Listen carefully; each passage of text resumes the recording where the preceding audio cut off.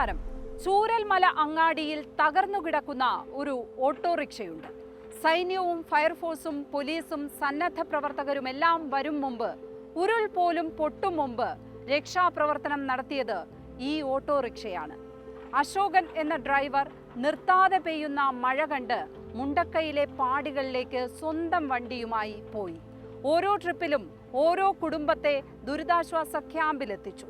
രാത്രി 11 വരെ ഓടി മറുകര കടക്കാൻ തയ്യാറായ എല്ലാവരെയും ഇപ്പുറമെത്തിച്ച് അങ്ങാടിയിൽ നിർത്തിയിട്ടു. ആ ഉരുളിൽ ഓട്ടോയും തകർന്നു. അശോകൻ അപ്പോൾ അക്കരെയായിരുന്നു.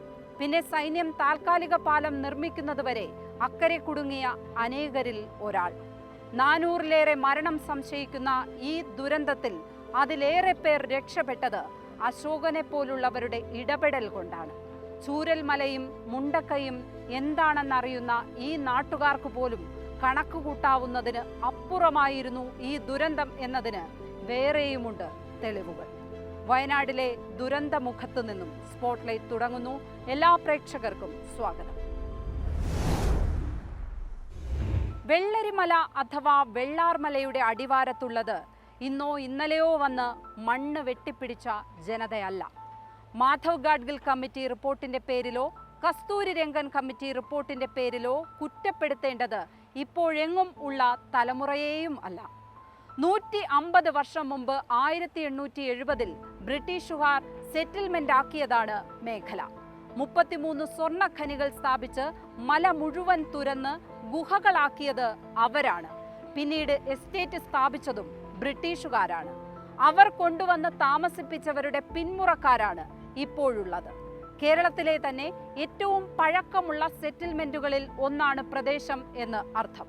മൂന്നാറിനൊപ്പമോ അതിലേറെയോ കാലമായി ആൾപ്പാർപ്പും ഇവിടെയുണ്ട്. ഇന്നോ ഇന്നലെയോ പോയി മണ്ണ് വെട്ടിപ്പിടിച്ച് പരിസ്ഥിതി നശിപ്പിച്ചവരായി ഈ ജനതയെ വിലയിരുത്തരുത് എന്ന് പറയാൻ മാത്രമാണ് ഇക്കഥ ഓർമ്മിപ്പിച്ചത്. ഇവിടെ കുടിയേറ്റം ഉണ്ടാകുന്നത് പോലും സ്വാതന്ത്ര്യത്തിനും മുമ്പ് 1940-ലാണ്. സാമൂഹികമായും സാമ്പത്തികമായും സാംസ്കാരികമായുമെല്ലാം പാരമ്പര്യവും പുരോഗതിയും ഉള്ള ഒരു ജനവിഭാഗമാണ് ഈ ദുരന്തം നേരിട്ടത്. ഗൾഫിൽ നിന്ന് വന്ന ഷാഹിദിന് മുന്നിൽ പിതാവിന്റെ മൃതദേഹം. മാതാവ് ഉൾപ്പെടെയുള്ള 3 കുടുംബങ്ങളിലെ മുഴുവൻ സ്വന്തക്കാരെയും കാണാനില്ല. ഇങ്ങനെ സ്ഥലത്തില്ലാത്തതിനാൽ മാത്രം ജീവൻ ബാക്കിയുള്ള അനേകരുടെ മണ്ണാണ് ഇപ്പോൾ ചൂരൽമല. പുഞ്ചിരിമട്ടത്തിനപ്പുറം വെള്ളോലിപ്പാറയിൽ നിന്നാണ് ഉരുൾ പൊട്ടിയൊഴുകി തുടങ്ങിയത്. അത് വനഭൂമിയാണ്. പണ്ട് നിലമ്പൂർ കോവിലകത്തിന്റെ കൈവശമുണ്ടായിരുന്ന 2000 ഹെക്ടറിൽ ഉൾപ്പെട്ടത്. മലപ്പുറം, കോഴിക്കോട്, വയനാട് ജില്ലകളുടെ അതിർത്തി ഭൂമി. ഈ പ്രദേശം മുഴുവൻ വലിയ ഉരുളൻ കല്ലുകൾ നിറഞ്ഞതാണ്. 2 ആൾപ്പൊക്കം വരെയുള്ള ഉരുളൻ കല്ലുകളാണ് ചരിവ് മുഴുവൻ. ഉരുൾപൊട്ടി വന്ന വെള്ളം ഈ കല്ലുകളെയും ഒപ്പമെടുത്തു. തീർത്തും പ്രവചനാതീതമായ സാഹചര്യം ചൂരൽമലയിൽ ഉണ്ടായത് ഇങ്ങനെയാണ്. വയനാട്ടിലോ ഇടുക്കിയിലോ ഒക്കെ മുമ്പുണ്ടായിട്ടുള്ള ഉരുൾപൊട്ടലുകളിൽ ഇതുപോലെ വലിയ പാറകൾ ഇത്രയേറെ ഉരുണ്ടു വന്ന സ്ഥിതി ഉണ്ടായിട്ടില്ല. ചെളിയും മണ്ണുമായിരുന്നു അന്നൊക്കെ ഇടിഞ്ഞു വന്നത്. അത് ഒഴുകിയെത്തുന്ന പ്രദേശങ്ങൾക്ക് മാത്രം ഭീഷണി ഉയർത്തി കടന്നുപോയി.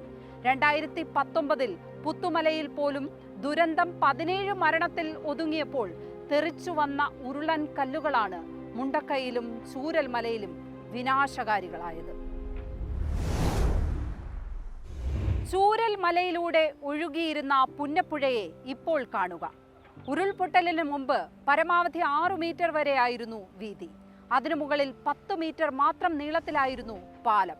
ഇപ്പോൾ ബെയിലി പാലം നിർമ്മിക്കേണ്ടി വന്നത് 190 അടി നീളത്തിലാണ്. ഏകദേശം 57 മീറ്റർ എന്ന് പറയാം. നിലവിൽ ഉണ്ടായിരുന്നതിൻ്റെ 5 മടങ്ങ് നീളത്തിൽ പാലം നിർമ്മിക്കേണ്ടി വന്നു എന്ന യാഥാർത്ഥ്യത്തിൽ നിന്ന് തന്നെ ദുരന്തത്തിന്റെ വ്യാപ്തി തിരിച്ചറിയാം. ഇനി സ്ഥിരമായി ഒരു പാലം നിർമ്മിക്കേണ്ടി വരുമ്പോൾ ബെയിലി പാലത്തിന്റെ നീളം മതിയാകില്ല. ഇനി ഒരിക്കലും തിരിച്ചുപോക്കില്ലാത്ത വിധം മാറിക്കഴിഞ്ഞു പ്രദേശത്തെ ഭൂപ്രകൃതി. വെള്ളത്തൂവലിലും അമ്പൂരിയിലും കവളപ്പാറയിലും പോലും ഉരുൾപോയ ചാലുകൾക്ക് മാത്രമായിരുന്നു രൂപമാറ്റം. ഇത് ഒരു ഗ്രാമം തന്നെ ഇല്ലാതായി. മറ്റൊരു ഗ്രാമത്തിന്റെ പകുതിയും നഷ്ടമായി. ഈ ദുരന്ത തീവ്രത മറ്റു ചില വിവരങ്ങളിൽ നിന്നുകൂടി തിരിച്ചറിയാം. 20 വർഷം മുമ്പ് 2004 ഉണ്ടായ സുനാമിയിൽ കേരളത്തിന്റെ തീരപ്രദേശങ്ങളിൽ എല്ലായിടത്തുമായി മരിച്ചവരുടെ എണ്ണം 171. ഇവിടെ അതിലേറെ മൃതദേഹങ്ങൾ കണ്ടെടുത്തു. അത്രയും തന്നെ ആളുകളെ കാണാനില്ല. 2017 ഓഖി ചുഴലിക്കാറ്റ് 143 പേർ കൊല്ലപ്പെട്ടു. ഇനിയും 91 മൃതദേഹങ്ങൾ കണ്ടെടുക്കാൻ കഴിഞ്ഞില്ല. 2018 പ്രളയത്തിൽ കേരളത്തിൽ അങ്ങോളം ഇങ്ങോളം കൊല്ലപ്പെട്ടത് 500-ൽ താഴെ ആളുകളാണ്. ഏതാണ്ട് അത്ര തന്നെ വരും മുണ്ടക്കയിലെ 3 കിലോമീറ്റർ പരിധിയിൽ ഇപ്പോൾ മരിക്കുകയോ കാണാതാവുകയോ ചെയ്തവരുടെ എണ്ണം. കേരള ചരിത്രത്തിൽ കൃത്യമായ വിവരങ്ങൾ ലഭ്യമല്ലെങ്കിലും ഏറ്റവും വലിയ ദുരന്തമായി കണക്കാക്കുന്നത് ഏതാണ്ട് 700 വർഷം മുമ്പുണ്ടായ 1341 പ്രളയമാണ്. ഇന്നത്തെ കൊടുങ്ങല്ലൂരായ അന്നത്തെ മുസിരിസിനെ പൂർണ്ണമായും ഇല്ലാതാക്കിയ പ്രളയം. അതിന് സമാനമാണ് മുണ്ടക്കയും ചൂരൽമലയും. ഒരു ജനസഞ്ചയം തന്നെയാണ് വേരറുത്തു മാറ്റപ്പെട്ടത്. 150 വർഷം മുമ്പ് ആരംഭിച്ച ഒരു സംസ്കാരമാണ് ഇല്ലാതായത്. പണം കൊണ്ട് മാത്രം തിരിച്ചു പിടിക്കാൻ കഴിയുന്നതല്ല അവർക്ക് നഷ്ടമായ പശ്ചാത്തലങ്ങൾ. അവർക്കിനി വേറൊരു ജീവിതമേ സാധ്യമാകൂ. അതിനായി നാട് മുഴുവൻ കൈകോർക്കേണ്ട സമയമാണ് ഇതെന്ന് മാത്രം ഓർമ്മിപ്പിച്ച് ഇന്നത്തെ സ്പോട്ട്ലൈറ്റ് പൂർണ്ണമാകുന്നു. നമസ്കാരം.